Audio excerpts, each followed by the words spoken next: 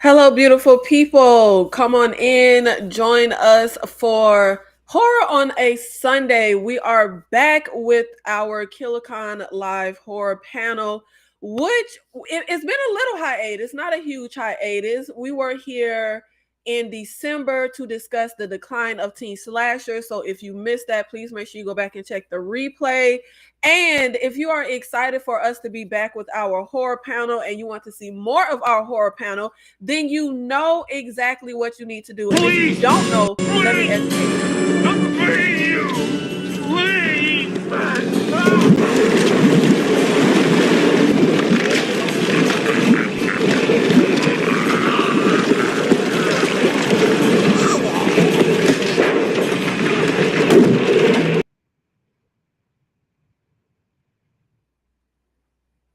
That's right. Support or die. So if you enjoy the horror conversation, the live horror panel, then make sure you support, which means do all the things. Comment down below on the video. Keep the chat active. Make sure you hit that like button. Make sure you are subscribed and join the channel memberships. Just do all the things in support of the channel and the live horror panel. And I am not here by myself, so make sure you also support our panelists.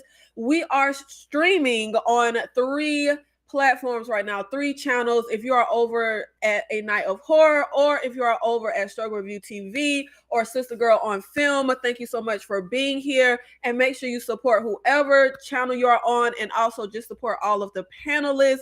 So make sure you get everything together, okay? And you know what? This is Sunday. So you know what you got to do on a Sunday. You got to dig down for the collection plate, okay? So make sure you support, super chat, do all the things so that we can get into the discussion of politics in horror. But speaking of my panelists, let me go ahead and bring them up.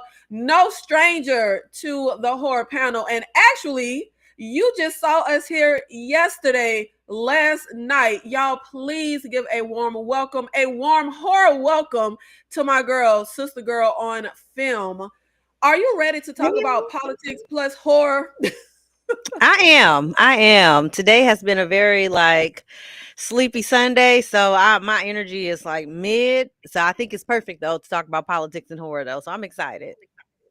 Well, your heart rate might come up a little bit as we get into a few of these topics. And of course, y'all know we have to have my girl, the regular co-host that you will always see on the horror panel, Tyra of Struggle Reviews TV. Tyra, are you ready to get into the horror of politics? All my life. Absolutely.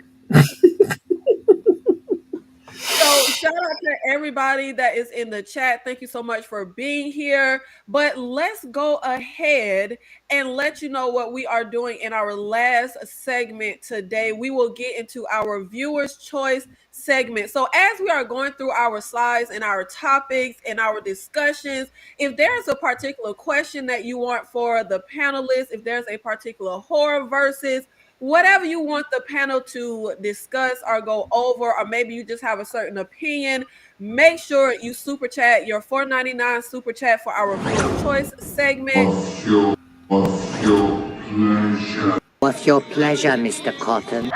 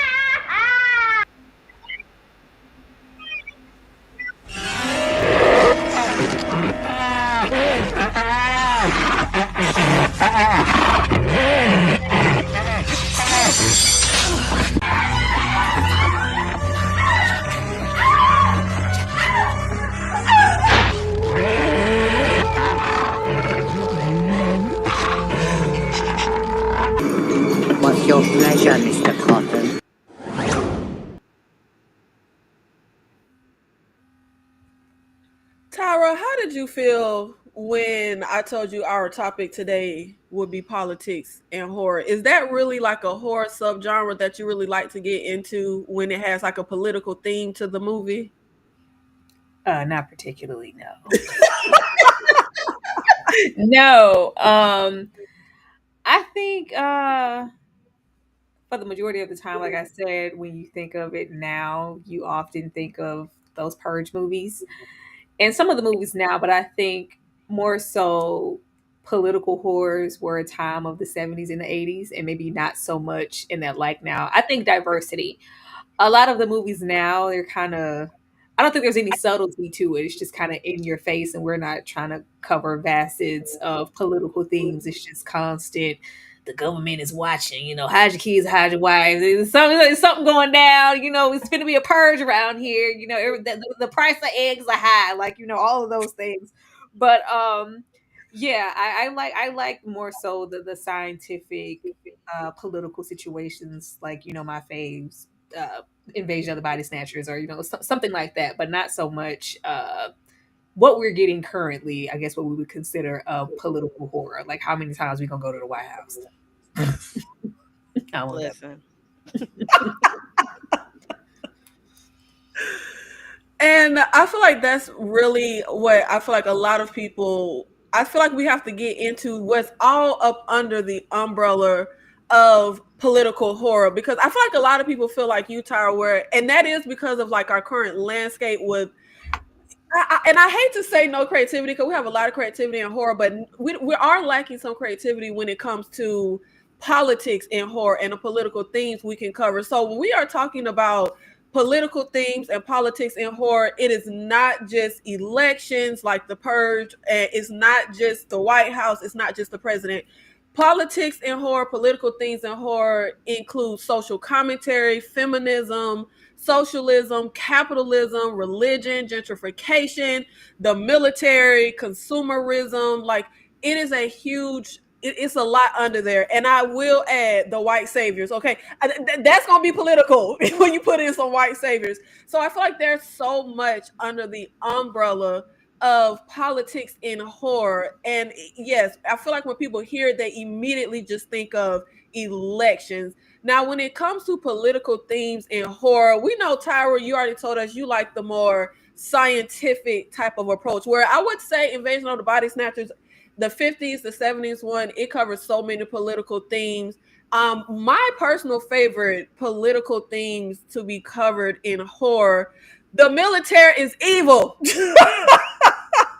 When you get into movies like The Crazies, The Blob, even 28 Days Later, I feel like anytime the military show up, baby, they evil and they is not here for the citizens. Like, that's one of my favorite little political themes to see in horror, as well as consumerism. I love anything with consumerism, and I'm surprised we don't get more consumerism based horror. Like movies like The Stuff is the one that pops in my head from like the 80s, even though that creator said that his film is more satire, less horror, but it is considered a horror comedy. But consumerism might be my number one favorite, because I feel like it speaks to me, because I like to have as little as possible. I don't like to have stuff. And I feel like we just as humans get very bogged down and consumed with stuff, and like the marketing of stuff, like the science behind all of that is really interesting. Sister Girl, Yes, do you yes. have any political themes that are your favorite in horror, or do you just not like to come to horror for any type of political themes? I tend, if I'm going to watch any like politically charged horror, I enjoy it to be like the elite getting their just due. So anything where it's like called out that the rich are like attacking or trying to get the poor, I'm all in because I believe it wholeheartedly. So it feels kind of cathartic to see, someone be harmed in some way because they're doing harm to others. So I tend to like gravitate towards those, but only if it's done in a very creative way. But when it's like heavy-handed, you're gonna lose me every time because I don't want to be preached to, but I do want to be entertained with a message. Right. Shout out to Dane C with the $2 super chat for Nikki's changing her hair every live for Yo, black women spend a lot of money on our hair, so I appreciate that, Dane. Shout out to you.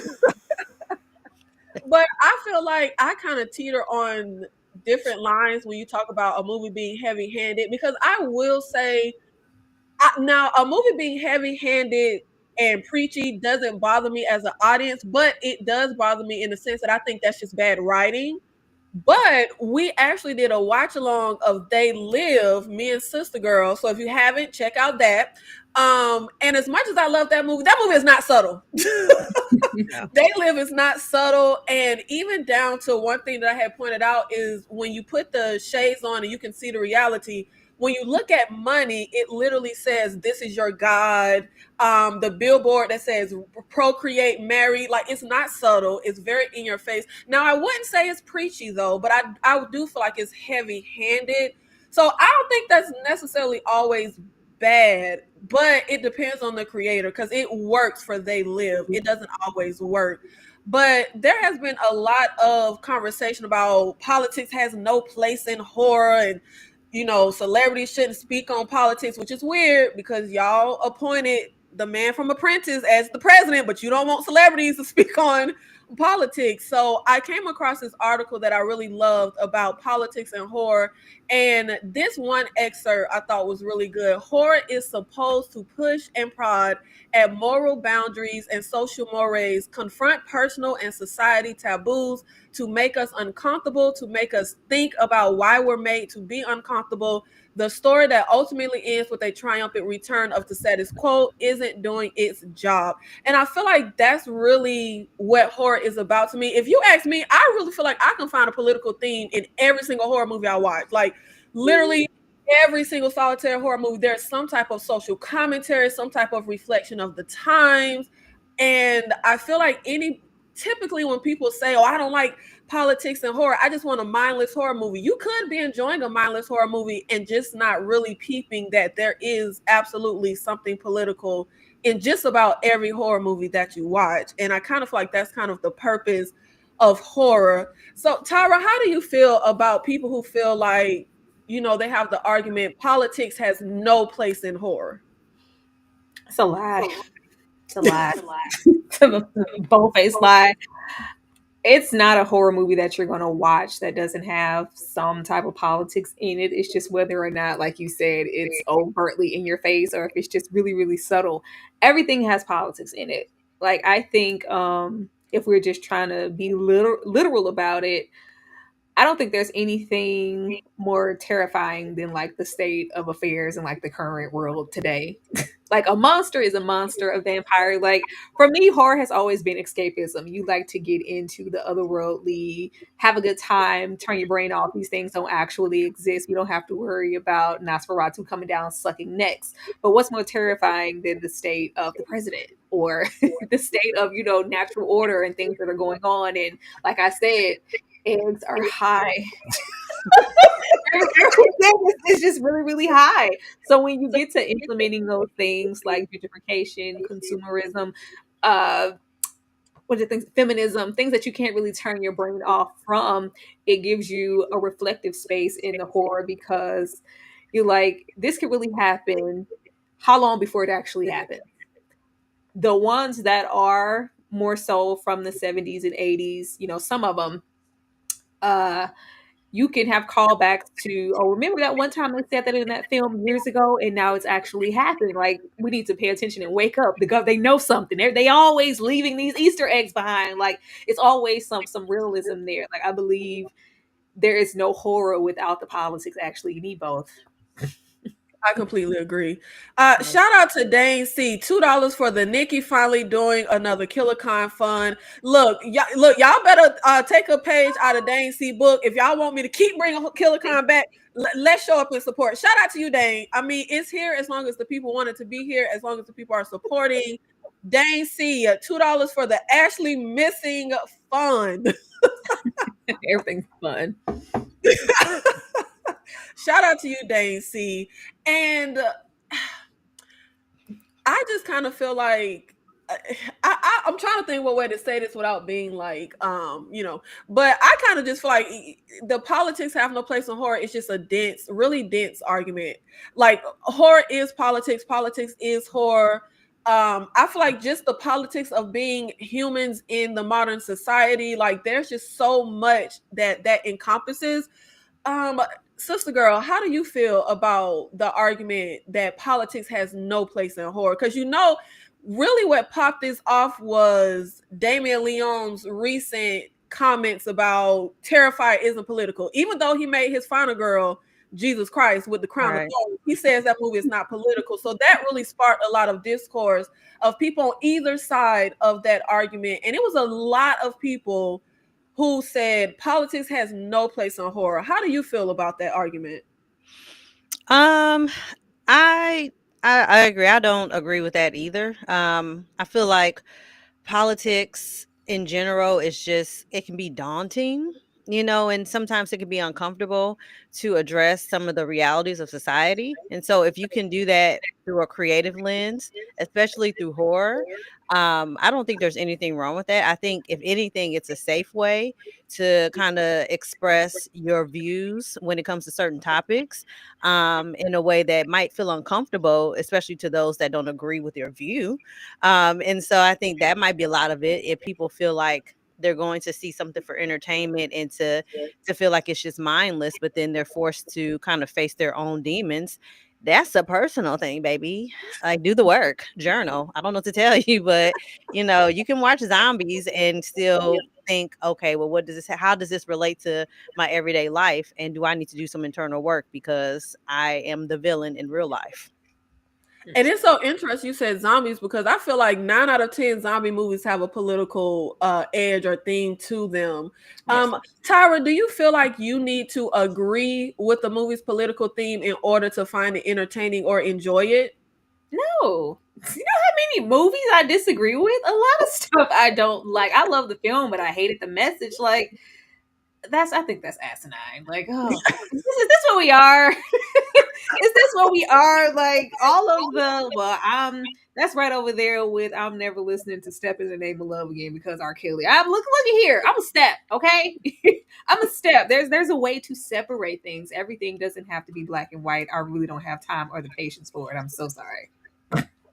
Yeah, and I feel like that's one of the reasons why we get these arguments now of like politics has no place. It's because I feel like people are very in their box of if it's not my political view, then I don't want the movie to, go there. But I completely agree with you, and I just feel like that's just for me a movie buff or like you're going to see so much. And I especially feel like being black, like you're gonna see so many movies that literally you're like, yeah, nah, it's a no. Is this the message? Is this the moral of the story?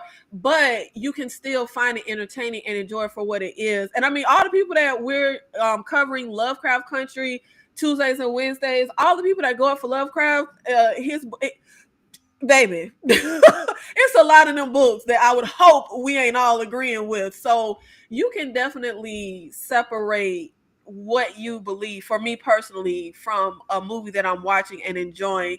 And let's get into black plus horror equals political. Y'all know that they're getting rid of diversity and inclusion.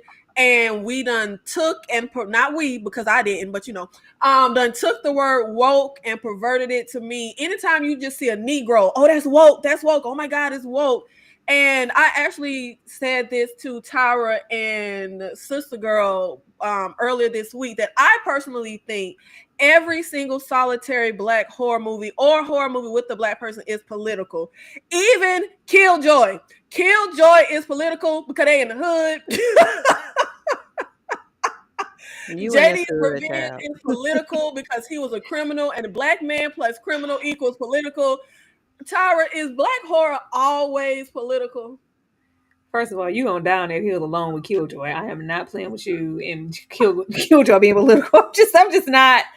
Um, Unfortunately, yes. Where we can say that many aspects of horror, like there's always some type of air of political, like it's like really heavy handed with us, and that's because majority of our horrors revolve around race. If it's not race, then it's the current state of living. Like you said, majority of the time we in the hood. I don't know why we always over there, but that's what we be. That's what we be. And then when you get into that, it gets political because often when we're getting the place setting of the hood, it's about us doing what we have to do to get up out of the hood, or they're gentrifying the neighborhood. The cost of living is too high. We got to get up out of here. We need to make a way and keep it head above water. All of those things. That's always going to be there. So it's always political. I just wish that we got a little bit more diversity. I shouldn't be able to clock like, okay, my loves. I'm like, right, we got a black horror. Who is it? We gonna go to the hood. Our lead is gonna be a black woman, and she gonna have some knotless braids, because that's just she gonna have some boho twists and some knotless braids, and she gonna be trying to get out the hood. Like, it's just, I'm trying to provide. It's just, unfortunately, it just has not changed. I feel like once upon a time, like when we can get into something like the people under the stairs that like set a precedent for something to be really political, or Night of the Living Dead, where you have Dwayne, and it's like, it's just, we got the best man for the role. It wasn't written for a black character. He showed that in the end. He got tossed in that pile, didn't he? Just Listen, those things being really political and making statements, it probably set a precedent. And it was like, wow, we never seen anything like this before. We never seen, someone like Fool in the neighborhood being gentrified, and the slumlords, and mama got cancer, and we try to make a way out. Yeah, those things were maybe fresher then. When you see them now, it's just kind of like, huh, it's kind of expected. But yeah, it's always there, and I don't think it's going anywhere. Yeah, because and it's interesting you talk about Night of the Living Dead, because yeah, he was, oh, it wasn't written for a black man, but that movie is absolutely political, and that's what I'm like. Anytime you first of all, I just feel like being black sometimes is political. Like if you're a black person in a certain space, it's political. If we get to the end of Night of the Living Dead, that was absolutely a lynch mob. Yeah. Like that whole sequence that they give us at the end, that collage, it would give you a completely different messaging if that lead would have been white. You know what I mean? Like just the fact that he's black, it completely changes the tone. Even him going head to head with the white guy downstairs, like it gives a completely different nuance and angle with the character being black. Sister Girl, is Killjoy political? well, let's be clear. I've never watched Killjoy, and I don't plan to ever. If I'm not mistaken, isn't it just like a black version of Wow. it, kind of to some degree? Yeah. I Yeah. would say that. So I can't. But based on the synopsis I know of it, I wouldn't call it political because I don't know what the political statement would be in there. I don't know. I think there's a lot of social things because you got black folks in the hood. So I think that's where I struggle in terms of thinking something being political versus something being social commentary. I feel like sometimes the lines can get a little blurred for me because I'm like, sometimes when I think of things being political, I think of like specifically like policy, like actual like government influence things, which I understand like socio-economic things are the result of policy. Like I get that 100%. But in my brain it's hard for me to connect that with certain themes because I can say that something like Tales from the Hood is social commentary, but I struggle with the idea of it being political, if that makes sense. Yeah, for me, social is under the umbrella of politics. Like any social commentary to me is political. Like Yeah, we feminism is political. him in the little, what was it, the councilman living in the house, the old plantation, Yeah. covering himself with the flags as the old, remnants of the slaves, and the dolls attack him. Like, it gives it a political aspect. I think every single one of those stories have Yeah, a Yeah. political aspect. yeah. Yeah. Absolutely, every single one. I just personally kind of feel like it's very rare that you can name a black horror movie and I don't think it's political. Like it's Yeah. extremely like, and I feel like I can't really think of none. If it's a Negro, it's political. Try to go read. I mean, is Nope political? Nope was. I can't even tell you what Nope is about, so I can't Well, answer that. what I mean, it's not. We can't, because it's us getting more into the aspect of like an alien. That's where it kind of separates itself, because we can't. There are political things in us. Uh, Get Out. Uh, I sent you a whole bunch of them. I was like, yeah, these all. And I was like, all political. Yeah. See, I felt like Spell, that wasn't to me, that wasn't political. The Deliverance, well, no, I take that back. Deliverance, because it had to deal with like CPS and all that stuff. But yeah, so that might be. I think it's few and far in between. I think there are some that try, but if you try to put in the variable of location, of like they're living in impoverished or poor neighborhood as the caveat, then yes, then technically, if all black horror would be political. But I think about like Spell, it's about witchcraft and stuff Yeah. like that. So, yeah. Yeah, that's a good one. Spell that you got one. Y'all got one on the board. It would be spell, but social economics is absolutely political. It's just like in They Live when they had that it was illegal for those homeless people to make that camp. That's political. Like even though that's Yeah. about their economic status but it's also the policy and the laws that are made to kick the homeless people out and like the no loitering laws. Like all of that stuff is under the umbrella of politics. No, Death by Temptation was not political. It was a succubus. And see, Okay, I I gotta was read thinking this. about Death by Temptation too, but then I've heard theories that it tackles like AIDS and HIV in the black community, and then I was like, I if that mean, is true, tackles is a strong word. yeah. I mean, you're right. You're right. I mean, because the one kill she had with the husband that was cheating, I think he ended up getting HIV or AIDS. Like that was the Well, whole no, thing. I don't think he actually did. It was just kind of like threaded in there with, I've given you something that you can't never give back. But of course, it was something from her being this succubus and this entity, and I'm breaking you down, and you're gonna fall apart before you ever hit the door. But it really Yeah. had strong themes of HIV and AIDS for the time. But I don't think it was like now if it was a recurring theme of her running around, Right. if she didn't kill, if she killed all of her victims that way, then I would give it that. But you Yeah. got two, Nikki. Put Death by Temptation on the board. Yeah. Y'all got two on the board. Y'all got two. Now we are going to get into our horror trivia segment. And let's see how much you ladies know your horror trivia. Oh Lord. Tyra. Oh hell yeah.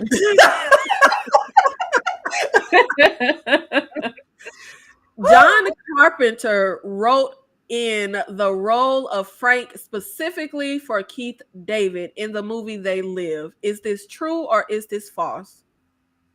Oh Lord. I really don't know. Because he had worked with Keith David already on the thing. So they could have been, real chummy.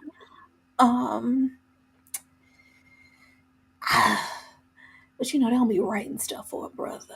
I'm gonna go with false. I'm gonna go with false. See how politics play a role in your answer? Okay, so Is it true? It's false. Which one? this is true. John Dang. Carpenter was so impressed with Keith David's performance in The Thing. Subsequently, he wrote the role of Frank specifically for David as someone who would not be a traditional sidekick but could hold his own. I knew he was down. You can't watch Season of the Witch and not be down. I knew it. She just went with it. Okay. Shout out to Keith David. Love him so much. Yeah. Sister Girl, which actor has a cameo in the 1978 remake Invasion of the Body Snatchers? Is it A, Robert Duvall, B, Sidney Poitier, or C, Sylvester Stallone? So considering I've never seen this movie before, I'm gonna just take a wild guess and say Sidney Poitier. Tyra, this is one of your favorite movies. Do you have a guess? C. Sylvester Stallone. I think so. The answer is A, Robert Duvall. Where? The scene with the priest on the swing, that is Robert Duvall. Is it? Yes. Tyra was one of her favorite movies, and she didn't even know that I answer. didn't. I just know Sylvester was out there trying to keep his head above water and making cornrows and stuff back in the day. I thought he might just have been back as an extra, and we just missed him. Yep, he plays the crazy priest that's playing on the swing. Yep, that is Robert Duvall. You dug. And I've seen that movie 1,100,000 times. I didn't I realize ain't it was never him. seen him. I swear. I was looking at Donald Sutherland, what I'm supposed to be doing. Ain't nobody looking for that man. Oh, Tyra, which actress was supposed to play Helen in Candyman? A. Sandra Bullock, B. Jodie Foster, or C. Michelle Pfeiffer? Okay, I feel like Jodie was outside a little bit too much, and she was kind of in a position in her career. I just feel like Candyman would have been like below her station a little bit for the time. Michelle Pfeiffer, 92. I'm gonna go with A. You would be correct. On the DVD commentary, Alan Paul said that had Virginia Madison been unavailable, the part of Helen would have gone to the then unknown Sandra Bullock. She was the second running up for that role. Keyword unknown. See, I already knew that was a choice of a role. Can you imagine Sandra Bullock as Helen in Candyman? No, oh my no, God, Jesus. absolutely Yeah. not. Love Sandra, but not for that movie. No. I love, what was that movie she did with the Net? Now I've seen the Net at nausea. I've probably seen the movie 100,000 I times. I love love that that movie. movie. But yeah, I cannot see her as Helen. Sister Girl, Hilary Swank auditioned for the role of Roach in The People Under the Stairs. Is that true or is that false? Hilary Swank, Do you know who that is? of course. Um, was she all? I'm trying to think how old she would be. The character of Roach. Hilary Swank. Oh, I feel like this is a trick question. I'm gonna say false. This is true. Hilary Swank auditioned for the role of Roach. Roach was originally written to be either a male or a female. Hmm. And I felt like this was a trick question because low key she kind of looked like she could have been Roach, but I was like, that sounds mean. What does that even mean? Cause she was in that one movie, what was it Boys Don't Cry? Mm-hmm. Oh, So that's why I thought this was a trick question. yeah, don't take me back to Boys Don't Cry. Yeah, it's a That hard movie to that movie watch. was traumatizing. It's such a hard movie to watch. Yeah. But now I cannot see Sandra Bullock as Helen, but I feel like I would absolutely I can see Hilary Swank as Roach under them stairs with her tongue chopped off. I can see that. Chop her hair off, chop her little tongue off. She could have played that role. I can see it. Yeah. Yeah. Tyra. Oh Lord. Uh-huh. Why you gotta say oh Lord? Because I be getting stuff wrong. What is George A. Romero's favorite film in his original Dead trilogy? Is it A, the 1968 Night of the Living Dead, B, the 1978 Dawn of the Dead, or C, the 1985 Day of the Dead?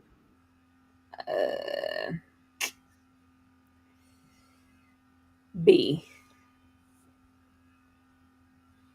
Oh Lord, hold on. Where's my answer?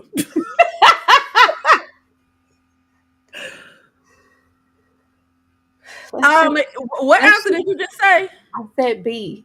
It's C. It's Day of the Dead 1985. On a special edition DVD, director George A. Romero claims Day of the Dead 1985 as his favorite film in the original Dead trilogy. It's cute or whatever. It ain't the best one. I think the one that's in his bag the most and like right in the pocket when we're getting into like social commentary and themes is Dawn of the Dead, because that's the one where everybody winds up at that mall. Okay, Yeah. that's fine. Which would you say is your favorite out of the original Dead trilogy? I'll say A. Same. Yeah. What about you, sister girl? A for sure. I was thinking Dawn of the Dead, but I actually like the remake a little bit more than the original. Man, Oh, yeah. Zombies look all blue purple. The hues just I don't like the hues on the zombies that much. But another interesting thing I discovered when I was trying to find this trivia, he actually had the idea for Land of the Dead, but he didn't have the budget. That's how we got Day of the Dead. I thought that was pretty interesting. because he didn't want them in that little bunker underground. He wanted that closed off city that we got in Land of the Dead, but the budget couldn't do it. Sister Girl. Now you was a thug back in the day, beating men up. So I know this rapper question is for you. Which rapper sampled Tales from the Hood on their album? They sampled a scene from Tales from the Crypt. You know how they, not Tales from the Crypt, Tales from the Hood. You know how you take a line from the movie and put it in your song? Was it Jay-Z? Was it Run DMC? Or was it DMX? I don't know what line would have been sampled, but just based on these suggestions, my only logical guess would be DMX.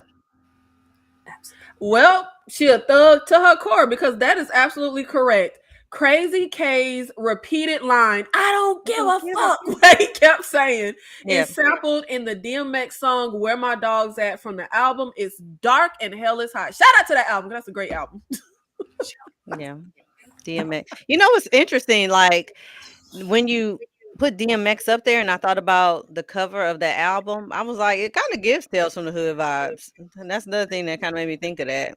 It gives a little bit of horror. I don't know why, but I'm glad I was right. You should at least let her chase it. Run DMC. That's what Had you had like Bone Thugs and Harmony up there, then I would have been like, somebody Run DMC. My Adidas put it. Yeah, right. And that was our horror trivia segment. Y'all actually did good. Y'all actually did good on that one. Hey. And now we are going to get into guess the movie by the tagline. And make sure you guys comment in the chat whatever you feel like the answer is. And if you are not familiar with guess the movie by the tagline, it's kind of self-explanatory. I give you a tagline from a movie. I give you 3 movie options. And you tell me which movie goes with the tagline. I am going to start with you, Tyra. Oh, man. Oh, no. We have the tagline, the dead have waited, the day has come. Is this from the movie Alive, The Horde, or Day of the Dead? Now, have you seen these 3 movies?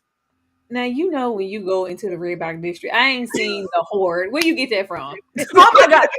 Yo, Tyra, I think you would like The Horde. It is a French horror zombie movie. It is so good. Well, okay, the dead have waited. The day has come. They're all zombie movies. Okay, I feel like Alive is a little bit too relevant and recent for that. It seems a little dated, and The Horde looks a little current too. So I'm gonna go with Day of the Dead. You are correct. Oh, it is the tagline. Nikki. That is the tagline for George A. Romero's Day of the Dead. And of course, it ties into our trivia question and our overarching theme for the day. So, you see, I was over there on your wavelength. I was. Sister Girl, we have the movies Slither, Mimic, and The Substance. The tagline is horror has a new face. Which movie do you think goes with this tagline? And of course, first, have you seen all 3 movies? I have seen one of the 3, but I'm familiar with all. What's the one you've seen? I've seen Mimic. Okay. Yeah. You know what? I give you some respect for that one. Thanks so much. Horror. See, I had to say it in like how an announcer would say it in a movie trailer, and it's giving like 90s horror has a new face. That's how I heard that in my head. So with that in mind, I'm thinking Mimic. That is incorrect. It is Slither. I remember that. Oh, I remember that. Man, I'm going to the movies. Oh, you remember that tagline? Yes. Is that how the announcer said it? Horror has a new face. It's pretty close. It's pretty close. I was like, I remember this was like all the rage. Like I remember going to the movies to see it. Nobody else went because he bummed, but I went to the movies to see it. You know what? 3 people saw it in the theaters. Me, Tyra, and my mama. I do not know why some movies bomb. Slither, and I don't even go up for horror comedy. That's my least favorite subgenre. Slither is good as hell, It is so funny. and I it's feel like I've sufficiently seen it. disgusting. Now that y'all say, what year did it come out? I think this was early 2000s, Tyra. Yeah. I feel like I Yeah. may have Oh, seen seven. this. What's it about? I need to look it up. Now, see, I thought I would trip y'all up by putting the substance in here. I thought y'all would think that because she got, a new face. No, I kind of use Tyra's logic with like the tagline sounding kind of dated. So, in the substance is new. So, the substance tagline would have been like #follow the new face of horror or something, Not hashtag. Tyra, we have the 3 movies: The Girl with All the Gifts, 10 Cloverfield Lane, and Prometheus. I don't have to ask you because I know you've seen all 3 of these. Yes, I have, sadly. Well, no, not sadly. Not sadly. Never mind. No, which movie gets the sadly? Is it Prometheus? No, all of them. I mean, Prometheus is the sadly in the bunch, but yeah. All of Prometheus isn't, awful, but it's awful. Our tagline is "Our greatest threat is our only hope." Which movie goes with this tagline? I really don't know.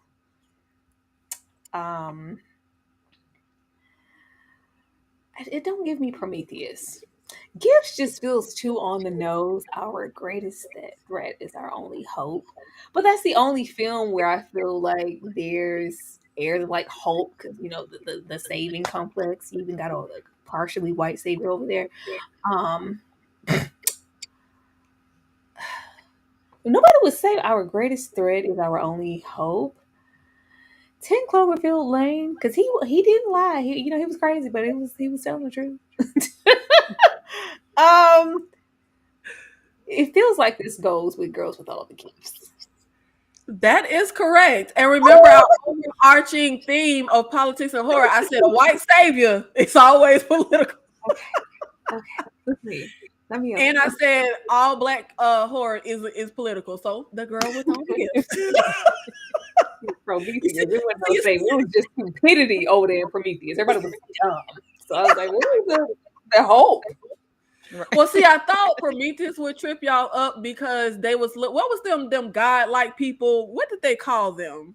Girl, I don't know. I forgot that. Was it the creators? Oh, y'all, what did they call them people that was looking for Prometheus? I think it was that man was fine before he started tripping. That's all I remember. He was a fine specimen. Then he went off poisoning waters and stuff. I said, oh no. I don't think Prometheus is as bad as people make it out to be. Like, yeah, they're idiots, but now we have Red Rooms, Late Night with the Devil, and Oddity. So all current movies. Mm-hmm. And our tagline is "Every murder lives on." Sister Girl on film. Mm-hmm. First, of course, have you seen all 3 movies? No, I've never seen Red Rooms. It's okay, Sister Girl. No, nobody saw Red Rooms. Okay. You know what? Yeah. This is also a French horror film. Oh, okay. That a lot of people made their number 1 favorite of 2024. Thank you, Tyra. I saw it. I just didn't watch it. I heard about it in the streets, but I didn't watch it. I'll check it out. Are you familiar with Late Night with the Devil and Oddity? Yeah, I really liked Late Night with the Devil, and I'm familiar with Oddity. I have not seen it yet, but I've seen a lot of commentary on it. Okay. But Red Rooms, I have no idea anything about. I went to the movies to see this one as well. So, well, you kind of got the odds stacked against you because you're only familiar with 1 movie. But basically, Red Rooms and Oddity deals with the murder. Late Night with the Devil, So, which movie is your best guess that goes with the tagline "Every murder lives on"? I'm gonna go with, based on what I know, my guess is Oddity. How the hell do y'all have cheat cards back there? How did you get that? My brain. Right. She right. I know she right. My brain. Now, I just guess am based on the synopsis of what I've heard about what Oddity is about, it just made sense. I have never seen Rare Rooms, and you said it's French. I was like, I feel like the French would have a more like, I don't know, Je ne catchy sais quoi. tagline, and I knew that wasn't a tagline for Late Night with the Devil. So, Mm. process of And of elimination. course, I feel like we have a bit of a political theme in Oddity with that damn insane asylum and that cricket behind doctor. Oh, So I made it Gosh. fit some type of way. Tyra, Oh Lord, yes. Never Let Go, Bird Box, The Descent, now, of and course, our this one I tag. know all three of these movies. I knew the answer to the last one. I don't know this. Never lose sight of survival. Which movie goes with this tagline? And I don't have to ask because I know you saw all three. Oh yes, I shall never let go, child. I don't know. I don't know. The Descent it doesn't give never lose sight of survival. I don't remember because Bird Box was like really big when it came out. I don't remember that being a tag. Never let go, never lose sight. I don't know. That's so generic. I really don't know. Ah, okay. I watched Never Let Go. You know, that was pretty recent. I definitely don't remember that. It seems way too generic for the things in The Descent. It's between Bird Box and Never Let Go. Just for how generic it is, and for Bird Box being on Netflix and not being a theatrical release, um, it's just so hard. I feel like I'm on Jeopardy. Like I got some money. I'm gonna go with Bird Box. Bird Box. Yes, Bird That Box. is correct. For real? Yeah. Not for Girl, fake. give me some money, girl. Give me some money. Give me some money. Do y'all remember the craze when Bird Box came out? Like everybody, I hated that movie, but everybody was going up for Bird Box.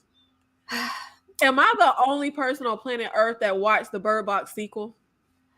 I watched it. Didn't know they had one. I watched it. It was choices were made. Is it on Netflix? Yeah, it's on Netflix. It didn't get all the Oh. hype Bird Box get. Is it It called did. Bird Box 2? Literally? It's called Bird Box Barcelona. Oh, That's a dig already. Bird Box Barcelona. Right over there okay. with Dirty Dancing, Havana Nights. Nobody want to see that. Oh my God. And that was our Guess the Movie by the Tagline segment. And of course, getting into our conversation of, the argument, politics has no place in horror. Well, first of all, politics in horror isn't anything new from movies like Society, Day of the Dead, They Live. We have always had politics and horror. Those are all 80s movies. The Stepford Wives, Dawn of the Dead, The People Under the Stairs. So from the 70s, 80s, 90s, we have politics in horror. So I don't know where y'all getting y'all information from. It's always been around. The Stuff, The Land of the Dead, Chud, that they'll mess with them homeless folks, just like in They Live. So politics in horror is, of course, nothing new. It has always been in horror. It will always be in horror. And leaving our politics and horror conversation, the conversation that I feel like we have had multiple times on Killer Con, because why do people keep saying this? So Joe Russo came out and said, I had dinner with a Sony executive this week who said they wish Heart Eyes would have a good hold against Captain America. I said I thought it would. It not only held, it made even more money in its second weekend. I guess what I want to ask is horror finally back? Why the hell do they ask this question literally like every 7 months? About every 7 months they ask, is horror finally back? And y'all already know my stance. If you are asking, is horror back, baby, you don't know horror has never left to be back. Sister girl, why do you think we keep having this same conversation? Is horror finally back? Why do these people keep questioning is horror finally back because like a movie does well. I guess maybe it's because what people find to be enjoyable in horror, maybe they feel like it's lost its way in some way, I guess. Like when elevated horror happened, and I think that's when the last time this conversation came up. I don't know why that happens, because yeah, I agree, horror hasn't left. It just keeps, evolving and changing into something else. And I don't know if maybe because Hard Eyes is like a slasher horror comedy, and maybe that's what Joe Russo likes to see. I don't know, but it is very odd that would, it's like when people say R&B is back. uh where to go? I didn't I know hate that that about. argument too. Oh my god, Well, bring back real R&B. it's here. It's here. All right. I have a whole playlist. What are we talking about? Like if y'all don't just go outside. Yeah, that part.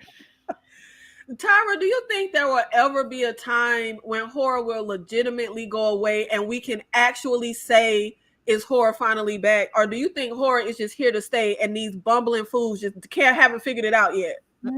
Horror has horror has like become kind of almost back to the 80s where we're getting so much of it because it's a cash grab at this point. Because Hmm. it used to be skittish or kind of that distasteful genre, like I don't do horror, I do this genre of film. We get so much of it in abundance that it's hard that is so hard to find the good films because you have to go through so many bad films to go, oh, this was actually good because we have so much of it. So I don't know if it's a choice of it being back. I really think that's like a promo tactic now to kind of cause an uproar. What do you mean it's back? Like horror's back with my film, just to get people interest and peak, like, oh well, let me go see why horror's back and why it's so good, especially with Hard Eyes. Like Sister Girl said, Hard Eyes or even Terrifier, these are slashers. And I think with everything being more so elevated now, and us getting away, like, yeah, this ain't no A24. This is the Right. bare bones of horror. These are slashers, they're bloody, and we're killing people. Horror's back where we're, stepping away from the elevated situations. I think they're saying in those terms where we're not afraid to push and go there and we're not trying to be extra, I don't know what do you want to call these horrors now? They're not because they're not just elevated because I don't like the term because we always had elevated horrors. These horrors are more so Pretentious? pretentious, and we're getting more into the visual stylings and, ooh, did you see that? And, oh, we're gonna stare at a pencil on the desk for hours on it. Like, what? Can we hurry up? Like, where you would see, film I also love, where you would have something like Hereditary versus a Terrifier. It's like, yeah, here we go. We getting back to, I love me some 80s. We're getting back, over there where we're not scared to push boundaries and we're not just getting these one notes of what we think horror is. We're getting back to, we just want to see some bloody kills on screen, and that's fine. But I don't think horror ever went anywhere to say that. Yeah, it hasn't. Why Benny crying? What Yeah, you do to him? I'm gonna go open the door. Do we need to call Child Protective Services on Tyra when it comes to My son, he's love. What are you talking about? when it comes to little Banny over there crying? We got proof. We got the audio of him crying. When is he not crying? He cried because the sun came up. Leave my dog alone. Polly Latino Slant, $4.99 super chat for, is this Tyra? Tyra, is this you? Yes, in your trailer voice. Oh, okay. Oh, in a world where worlds are worlds, comes a new voice in the world of horror. Thank you, Poppy. You know what? That actually feels like a good tagline for like some type of. You know what? all, Where the Wayans at for the new scare movie? There go your tagline. all the best ones in the world. It's like, oh, what? Really? Here? Yo, what happened to that guy? Because we don't get the I trailer don't voice no more. know. I think it's passe now to have the voiceovers, and all of a sudden I got 5 on it. All right, we're gonna do a remix and everything to give us our horror or play with a beloved song. We're not getting that man speaking, but the man used to make you sit up like today. Like, oh my god, it's a call to action. What? I think you said something good though. I think this is a marketing ploy at this point. The is horror finally back. Like they want it attached to their movie. I just like it's so like it literally boils my like it irks me so bad. And mark my words, in another 6 months we're gonna the same. They did it with Late Night with the Devil. Like every time we turn around, I swear, like every 6 to 7 months, there's a is horror back because of X movie. But now we are going to get into our horror versus segment. So let's go ahead. And we already know the overarching theme for the day. Sister Girl, Tales from the Hood versus Night of the Living Dead. Which one do you have coming out on top? Oh my gosh, really? And this is the OG, like Night of the Living Dead, huh? Yeah, Mhm. this isn't the 90s one. This is the original 1968. Why you got to do? Why you got to do? Wait, Tales from the Hood. Okay, let me think of. Okay, let me think. I'm watching TV. Ooh, TV Guide. Okay, Tales from the Hood is on. Ooh, or Night of the Living Dead. Tales from the Hood. I'm gonna go with Tales from the Hood. I love the original Night of the Living Dead. I love it down. But Tales from the Hood, listen, I'm gonna have a good time. It has a lot of quotables for me. It's entertaining. I don't like the last story with Crazy K. Oh, I you feel like don't? because to me that's a great example of like overhand, like it's you slap me in the face with the message. That's the only one, and that's the only reason, I and I like still don't like hate it. So I'm gonna go with Tales from the Hood.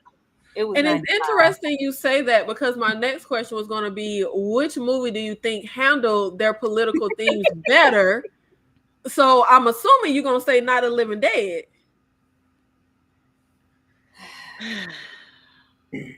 Handled it better. Yes. Yeah, I can't say that because I don't know the themes and Tales from the Hood. I resonated more with that than maybe Night of the Living Dead.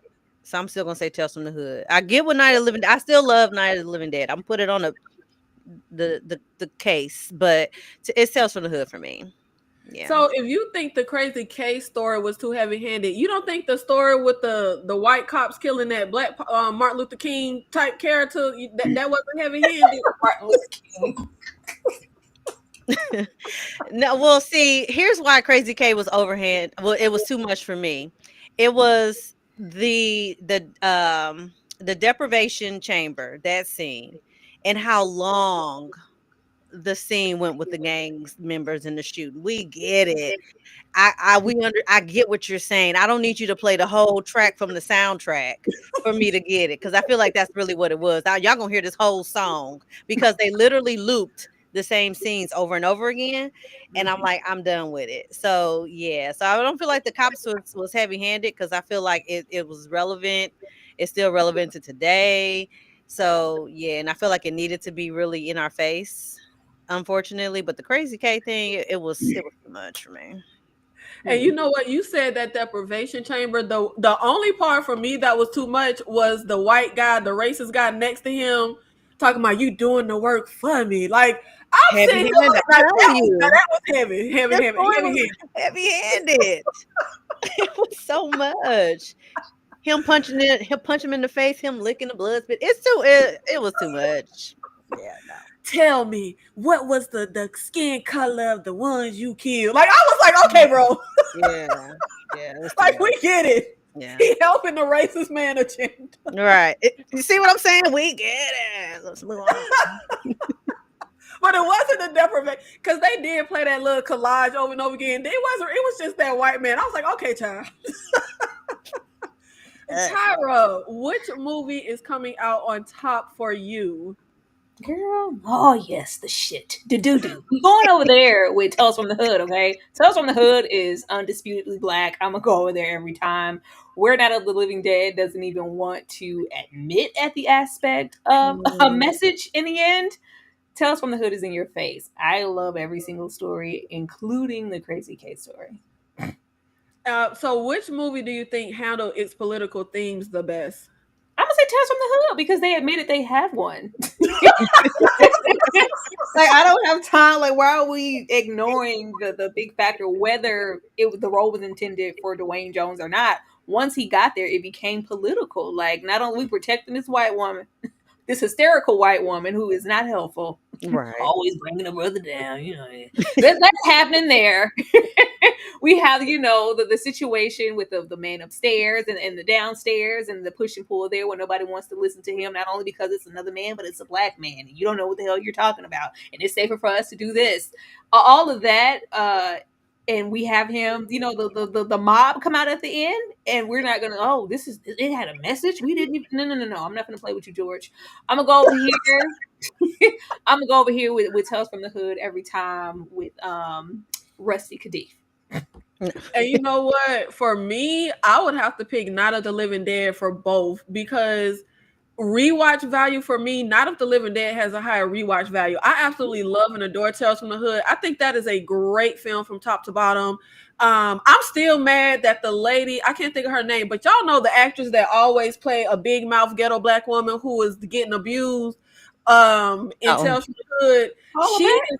she is that her name? She is no, such Paula a J. White. Paula J. Paula J. White, thank you. She is such a really like classically trained actress, and it pisses me off to this day that she is just relegated to the ghetto role 9 times out of 10 when you see her. I think Tales from the Hood is literally like immaculate.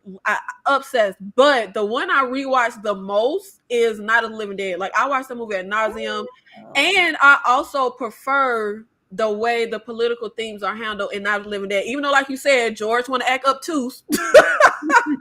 Tales from the Crib. Tales from the Hood. Why do I keep calling it Tales from the Crib?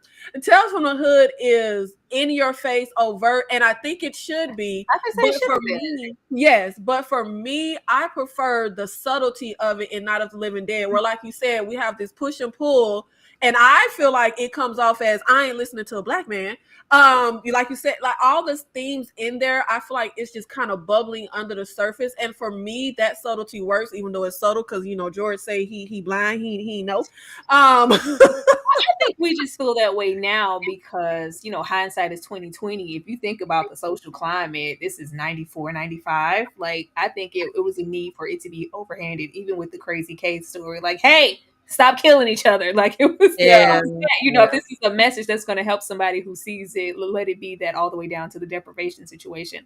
I like how heavy-handed it is, and it translates even now. Like I can, throw on the Tales from the Hood, child. My babies ain't sitting for Night of the Right. Living Dead. Oh, I was saying through Night of, and I don't do the older movies, and the only black and white movies I do is Night of the Living Dead and the original The Blob. But I was literally like a little kid obsessed with Night of the Living Dead, like to no degree. But that's coming out on top for me personally. Tyra, we have Dawn of the Dead versus the 80s remake The Blob. Which movie is coming out on top for you? Girl, I know we here for the political of it all, but the Blob for special effects. Okay, I'm going over there. The Blob is classic. Like, like we made that man go down the drain pipe, down the sink. He was just devoured when she. Oh, it's just so good. Like just for the special effects of it all and what the Blob actually looked like and grew to and how gruesome it was, and it was just great. We love a little alien situation. The government always trying to come in and take over something. Meanwhile, they're trying to capture it and exploit it and use it for their ill-gotten gains. I'm gonna go over there with the Blob. Dawn of the Dead. I enjoy Dawn of the Dead, but I definitely revisit the Blob more. And since you've already named a bunch of the political themes in The Blob, which movie do you think handled its political themes the best? It's definitely Dawn of the Dead, but for me, I have to pick the Blob. Dawn of the Dead really handled it. I think it was very different at the time to have all these dead zombies this was in the mall era, like back when the mall was like, oh, all this consumer, y'all going to the mall, we're spending all this money, all the capitalism. So to have these people be dead, but still have remnants of real life and all gravitate towards this mall because this is where we spent so much time because we're spending so much money. The message was very on point there. But the blob is gonna win every time for the drain scene, the boyfriend in the hospital in a telephone booth. Okay, so I'm gonna veer a bit off topic. So speaking of in the mall with Dawn of the Dead, Mhm. which movie horror movie that takes place in the mall do you think is best? Dawn of the Dead, the original, or Chopping Mall? I'm a very big fan of Chopping Mall.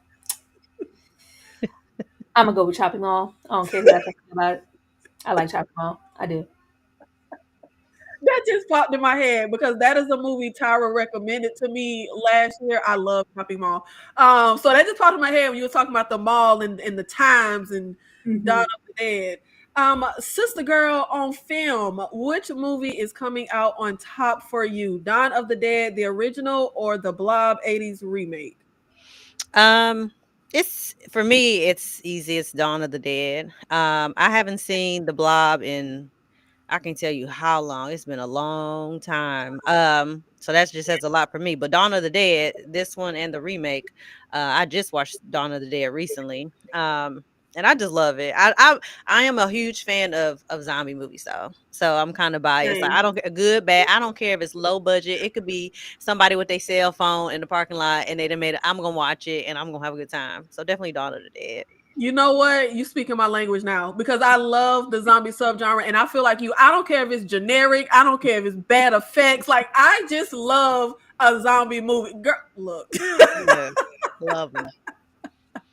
And which movie do you think handle its political themes the best? Well, you can't really remember the Blob, so Yeah, yeah, and quiet as kept. I don't even remember a political theme in the blog, but when Tara said it, I said, "Oh, okay." I didn't because again, it was so long since I've seen it. So obviously, I'm gonna have to go with Dawn of the Dead by default. For me, my first true love is the Blob. I that was one of the first horror movies I ever saw in my life was the Blob 80s remake. I am obsessed with that movie. That movie stays on rotation for me. I watch it constantly. I think it is perfect.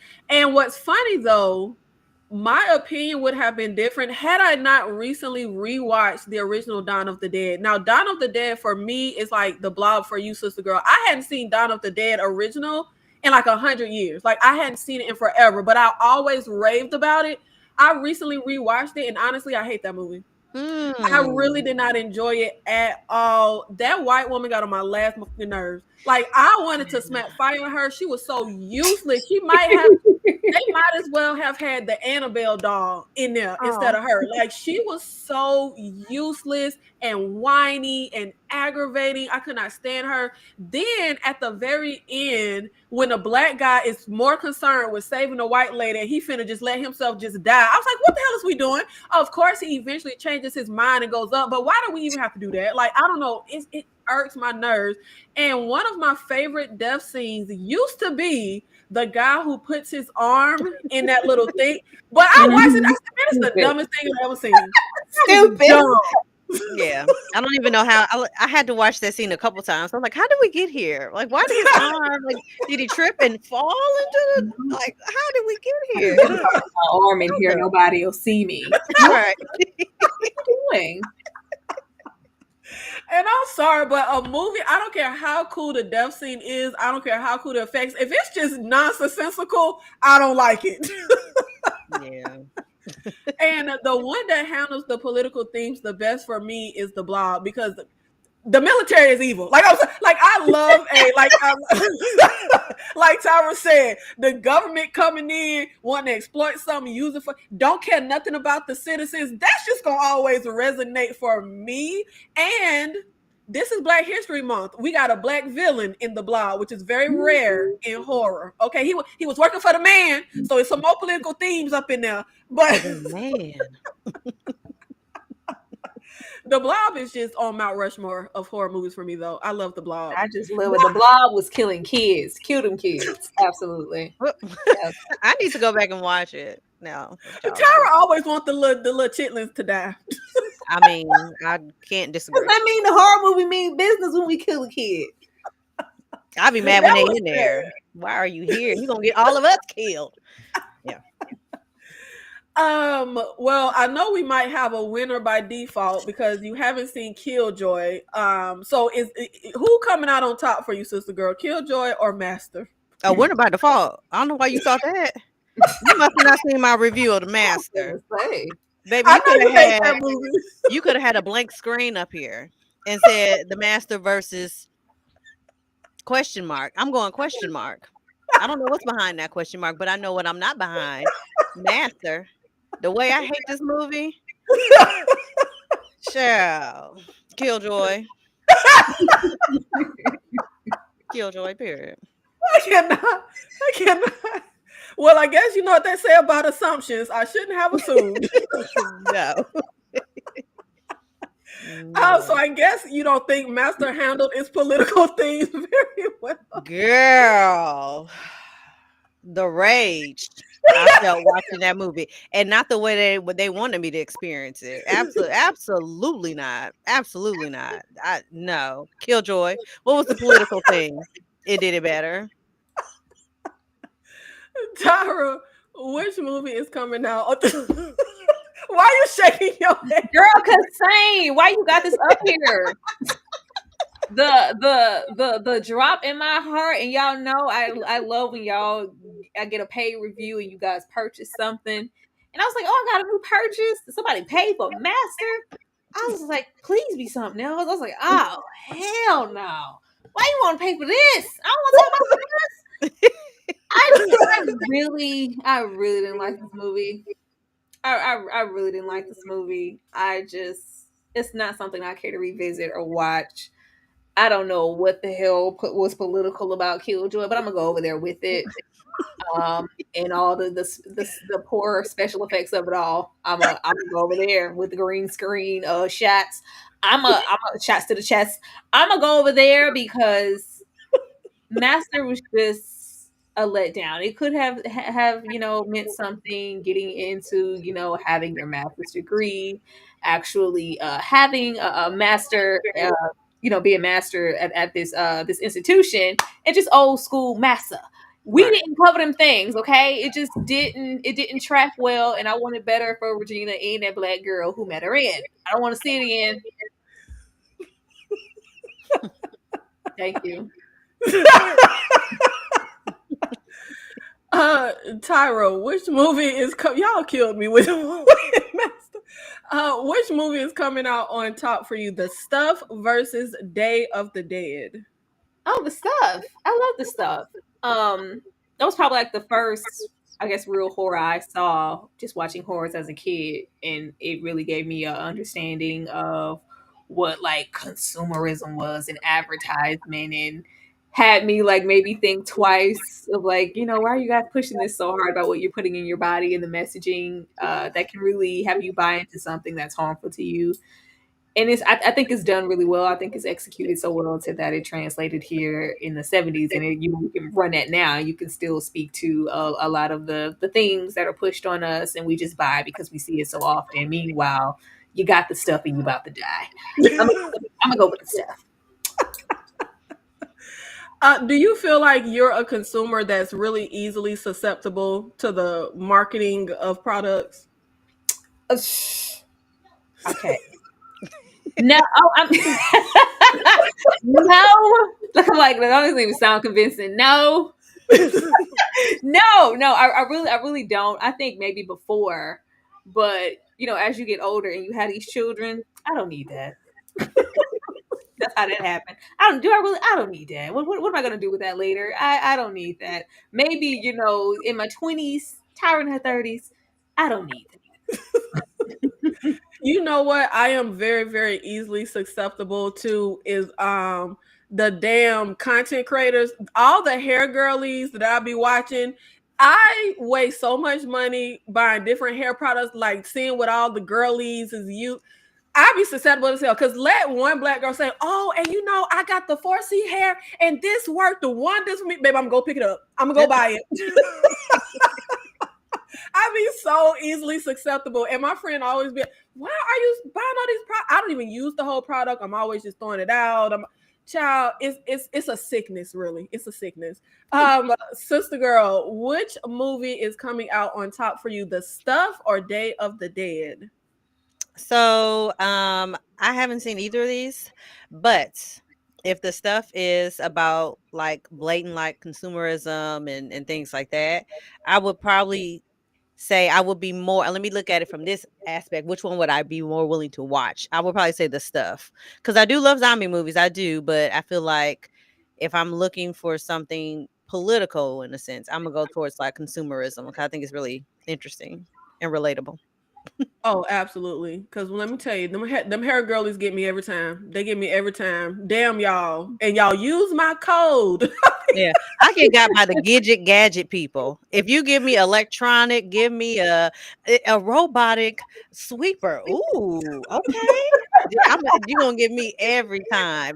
Watch me organize my refrigerator. Like, ooh, I need those. Yeah, that's me for sure. Tyra, which movie is coming out on top for you? Society versus the Stepford Wives. Definitely the Stepford Wives, but I just love Society for the body horror of it all. Society is extremely 80s. Extremely 80s. Like, it's so over the top, and like it's hysteria over there. It's wild. But it's gonna be the Stepford Wives. That's a genre of horror where we're getting into feminism and us you wanting we're in the era of can you replace me with a bot? Can opt for some synthesized lover, some Rubbermaid machine over having a natural born woman, girlfriend, man, or everything is getting so advanced that's always kind of like an era of this could definitely happen. We could get there. And there's always a shortcoming of, man not feeling valued, not feeling this, not feeling that, or even a woman. If I could just tweak this one thing about, my wife or whomever, we'd all be a whole lot happier. So the Stepford Wives is definitely a superior film, especially when we're getting into themes that translate then all the way till now, which is why we keep seeing the remake of the Stepford Wives or something like Don't Worry, Darling. It's always going to be there. They're going to continue to kind of remake Stepford Wives. Society, not so much because it's gross. It's gross, but I like the grossness because I like body horror. And you know what? We're not even gonna acknowledge that mess of a film that Nicole Kidman, Stepford Wives remade. I ain't even finna acknowledge Don't Worry, Darling, and that mess of a film. Now I have never seen Society, but I will be doing a watch along tonight after KillerCon of Society for my first time watch. So please join me for that. And make sure you join the Discord so that you can watch the movie with me. But Stepford Wives is GOAT. That's GOAT status. And again, talk about political themes. I think it is so. You cannot convince me that men would not choose the robot because look, I'm gonna choose. I said last time. I know we coming up on the age where we can. I want my robot boyfriend that I can program to do exactly what I want him to do and talk when I want you to talk and shut the hell up when I want you to shut the hell up. I'm picking my robot boyfriend. You cannot tell me that these men would not trade their wife in for their perfect robot girlfriend, but just also all the themes that just threaded in there when it comes to women and having their own autonomy, which is just so perfect for this time when you talk about taking away women's right to abortion and their bodily autonomy and furthering their education and all of those things. So Stepford Wives is just it has my heart. I love that movie. Sister girl, have you seen Society or have you seen the Stepford Wives? I've seen Stepford Wives. I've seen the deadbeat kill count of Society. So by proxy, I feel like I've seen Society. So yes, yes, I have seen Society.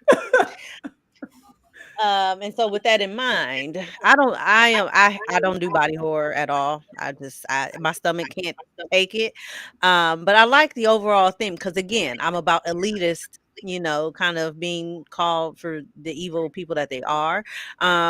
But because of the body horror of it all, I would have to go with the Stepford Wives for sure. Look, you on the right side of history, going with the Stepford Wives. Tyra, They Live versus Candyman. Which movie is coming out on top for you? And which movie do you think handled its political themes the best? Oh man, They Live is very heavy handed. Came here to kick ass and chew bubble gum. Like, ugh, ugly. Like, ugh. I love it. I love that y'all watched it because that scene of him and Keith David fighting for all of 35 minutes, like, hurry up. But as far as handling the themes, they both handle the themes really well. Where They Live is really overtly with the themes. Candyman is more subtle, getting into, more of the gentrification and racial politics and white saviors. All of those over there. But I love both of these films. This is a hard one. Um, it's hard. Can you come back to me? I need more time to think about it. I really don't know because I really love both of these films. I even love, the overtness of They Live and the glasses of it all and the obey and everything, the consumerism topics. So you think Candyman handled its themes right? Because Candyman makes me so angry because I feel like the whole backstory to Candyman, why was he supposed to be rolling up, killing the whites, not the blacks. Yes. I still love the film. I still love the film. Not only are you rolling up, killing, terrorizing this poor Cabrini Green, but you fawning after this white woman, your long lost love. Like, oh, okay, brother, really? Daniel Robitaille, that's what you want to do? Since you want to, I'm gonna answer your question this time, and not just go with my preference in film. I'm gonna go with They Live. I just feel like the messaging in Candyman is so backwards and crooked. Like, he in love with this white woman, got his hand chopped off and lynched because of it. Then he come back to hunt the black baby. We didn't do nothing. Why are you killing us? Sister girl, which movie is coming out on top for you? They Live or Candyman? They Live. My issue with Candyman is your issue with Candyman, and people be coming at me because I'm like, I don't mess with Candyman. I really don't. Because really, if I really kind of get into it, to me, Candyman is just like a discussion about internalized racism. Because why did the formerly enslaved black man come and then attack the poor black folks at Cabrini Green projects Oh, for that white lady? He thought he was up there like enslaved. I am a painter. I went to the best. Exactly. So he was, I got a white woman. I'm a painter. He probably was not really like, it was a whole thing. And like, I'm a descendant from the one who he was in the house, and we got out the house and we got some right, food. right. Am I It's not the Tim old Scott white story. And so I don't fool with Tim Scott, so I don't fool with Candyman. So They Live. You know what? You speaking my language because I as much as folks go up for Candyman, I do not. I don't like that movie. I don't like the messaging. what needed to be done, and we have a teaspoon of real horror villains. Y'all will not throw Tony on the ground. I love Tony. I love Tony Todd. I wish they had written Candyman much different. I appreciate the remake. A lot of people don't like it. I liked it a lot because it did what I felt like the original was supposed to do. Nah, I can't go that far. I love it. That's it. They got on my nerve with that remake. But that was our horror versus for this evening. And now we are going to get into our final segment, which is our viewer's choice. And if you need a reminder, let me remind you.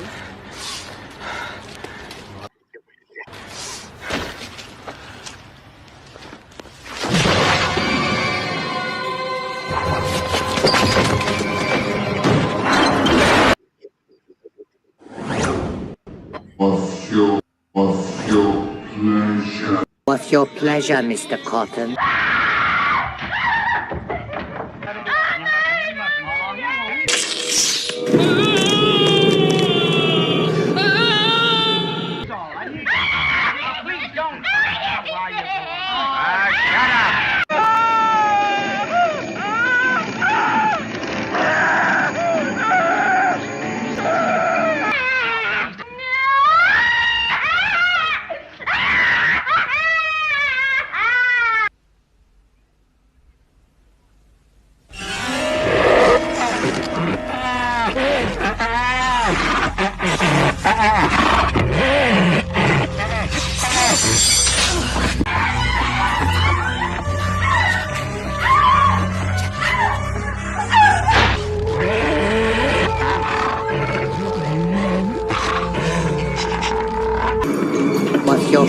pleasure, Mr. Cotton.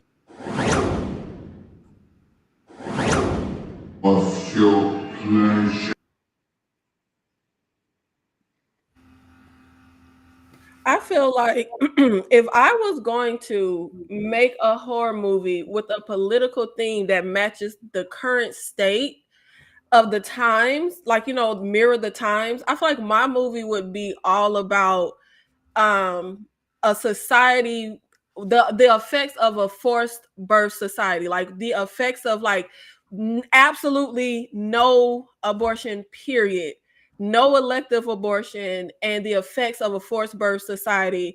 Tyra, if you were going to make a political horror movie for that mirrors the times, what would the themes be for your horror movie? Because I feel like I just got to be over there with abortion. Like I just have to, like that's what would really stick to my gut when I think about the current state of the times. What would it be for you? It will be the same if you want to stick to the current times, getting into more of the feminism aspects and women rights, because it seems like we're trying to revert to an old time of diminishing those things. So it'll probably be based around that. I feel like that's the strongest talking point right now. And what was interesting to me, I tried to see, have we ever had a pro abortion horror movie? And we haven't.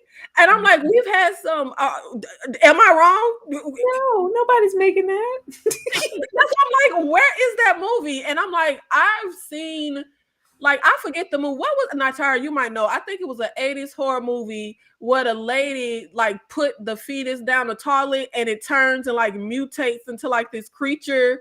Like it's always like an anti-abortion agenda to a horror movie, but I've never seen a horror movie with What a. movie is that? Oh, you don't know that one? Oh, I just knew you know. It's the 80s horror movie where the girl like puts the fetus, because I think she had, like, what is it? A miscarriage. I couldn't think of the word. She has like a miscarriage on the toilet or something, and the fetus goes into the sewer and it mutates and it starts killing everybody off. The suckling. Thank you. That happens in the suckling? The suckling. Maybe it's That's been a minute. that's the creature that's killing everybody. The fetus mutates. I don't think I saw that one too often because I definitely don't remember that. Yeah, and then I just saw this Spanish horror movie from like the early 90s. The movie was a mess, called Baby Blood. And you have this alien that impregnates this woman against her will, I might add. The movie didn't seem to care about that. But she has this baby inside of her and she has to kill people and drink their blood for the baby. And it is very anti-abortion. Like the whole time she's telling the fetus, like, you're just a fetus, why should I care about you? And the baby's like, I deserve to live, I deserve the right to live, and you need to sacrifice so I could. And I'm just like, oh my god, the agenda is clear. But I'm like, we've never had a pro-abortion horror movie. But sister girl, if you were to make a horror movie right now that mirrored the times, the current political climate, what would the themes be for you? Mine would probably be more along the lines of like a psychological, in the sense of like brainwashing through media and like parasocial relationships, and maybe like like a serial Swarm. killer that's Swarm. yeah, but more of like less about like the person having this relationship with the celebrity where the celebrity is like unaware of like what's happening, but like the celebrity or the person is very much aware of the parasocial relationship and is like using that to like create people to do their killing for them in that way. So I think that would be something I would want to see. Oh yeah, that would be fun because the way these hives and the I would say the menages, what are they? Yeah. I don't The know. menages, The barbs. Barbs. The hotties and Cardi B's and stuff. Like the fandoms are really, really insane. That's right up there with doxing them folks, and you kind of have the celebrities do have that like sicko mentality, like I don't like Yeah. it. And people are getting attacked. So that's up there. I would watch that. Yeah, that actually sounds good. And I'm actually surprised that we haven't gotten more of that, particularly because Scream, which one was it? Scream 5, their whole motive was like, radicalized by like the fandom and the message Mhm. boards. And I feel like that is extremely relevant today when you think about the discourse in horror spaces and how people literally will get angry if like you don't like Halloween or something, like if you don't like their Yeah. franchise. I feel like that is so current and so relevant. And I'm extremely surprised that no one really jumped on that train after Scream, which I think it was Scream 5. I Yeah, don't know. Scream 4 is the one I hate with that little skinny girl. Scream 5. I'm surprised nobody jumped on that train. But I love your idea, the psychological horror, the brainwashing, especially because I ain't gonna call nobody out. But I got people around me that are such conspiracy theorists. Let them see one TikTok or one reel on Instagram and they gonna swell like, I just be like, child, I can't with the conspiracy theorists. But it's just mind-boggling to me how people just watch a video online and feel like they're extremely educated on something, or I'm just but I think that would be a great idea because people Yeah. fighting for their life in these fandoms. Yeah, it's so weird. It's like don't I think the movie Don't Look Up, even though that's like sci-fi, not quite horror, but I feel like that was a great like example of that. Like the scientists are like, no, like the meteor is literally like, and then they're like, don't look up. This is propaganda. And they're like, don't look up. I'm like, okay, yeah, it's too far. And it felt really, really real. Yeah. I love Don't Look Up. And what's interesting to me is I'm like, do the people watching Don't Look Up realize you're those folks? Like you're the people that will be falling for the propaganda and the asteroid would hit our asses. Right. Yes. But thank you ladies so much for joining me for our KillerCon live horror panel, our discussion on politics and horror. And after this, should nobody be walking around talking about politics don't belong in horror? Okay, educate yourselves. We done gave you a lot of movies for you to look into. And the military is evil. I'm always be on that side with it. If the world ends today, I'm running away from the guys in the fatigues. Okay. Um True. But we have a lot of stuff coming up on the channel, starting with tonight. I will be doing my first time watch of Society, the body. Now I love body horror. I go up for body horror. Absolutely obsessed. So we'll be getting into it. Now Tyra claim I'm gonna hate it because it's very 80s, but I'm actually kind of excited for it. I feel like the theme of the movie, the body horror of it, and I do say it's like comedy horror, which I'm like, I ain't really got time for the 80s comedy stick, but hopefully I will enjoy it. So make sure you come over with me for the watch along of Society and for access to see the movie with me. Make sure you join the Discord. I do have my Discord linked in my chat, and if you are a channel member, you can watch the movie with me in Discord. And every Tuesday and Wednesday, y'all know I don't commit, but if Tyra and Ashley there, I'm gonna show up. But every Tuesday and Wednesday, me, Tyra, and Ashley from My Sweet Perspective, we are doing a retrospective watch and discussion of Lovecraft Country. You got time to catch up. We have only covered the first episode. So this Tuesday, we will be doing the live watch along of episode 2. And again, join the Discord and you can watch the episode. And then on Wednesday, we will have our live discussion breaking down the episode. Tyra, do you want to tell the people what you have coming up and how they can find you and all that other good stuff? Y'all know where I be. Y'all know where I'm at. It's Monday.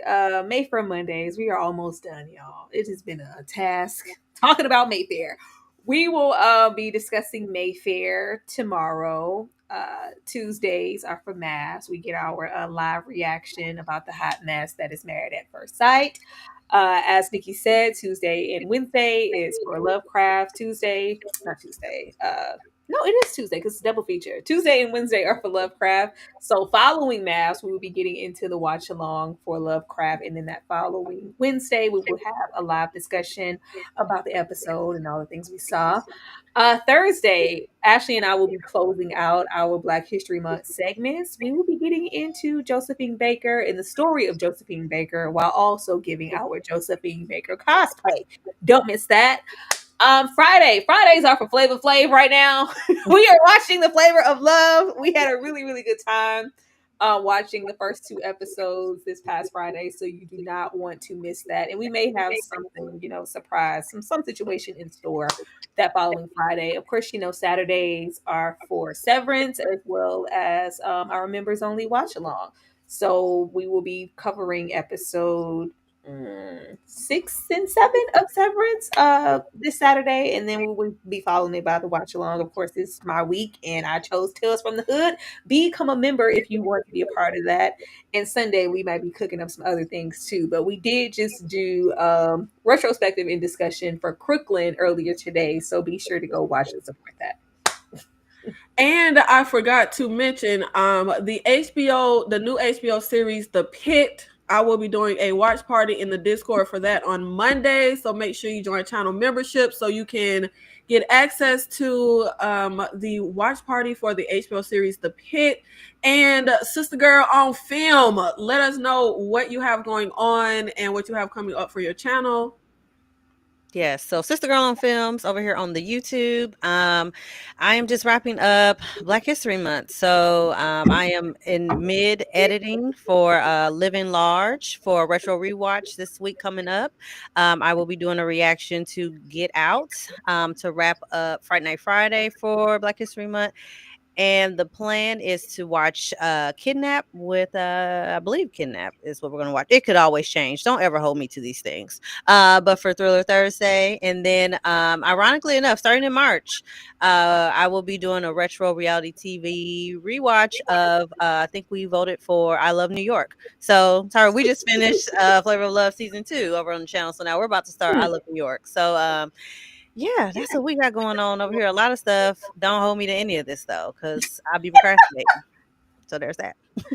And go run up my Dorothy Dandridge video. I swear, if Dorothy don't at least get 5,000 views, y'all will never see me again. And that's a threat. No, it was a promise. It was a promise. Paulie, I'm not hating on the skinny Latinas. The skinny girl I'm talking about is white in Scream 4. Jill. She's not Latina. Nachos for you. We love nachos and tacos, okay? Probably always trying to thank you guys so much for being here with us. And if you enjoy KillerCon, if you would like to see it come back on a regular basis, maybe we will make this an every Sunday thing. But you got to show up and support. So make sure you hit like on the video, comment down below. Let us know if you want KillerCon to come back on a weekly basis. And we will get out of here and maybe we'll see you in the next one.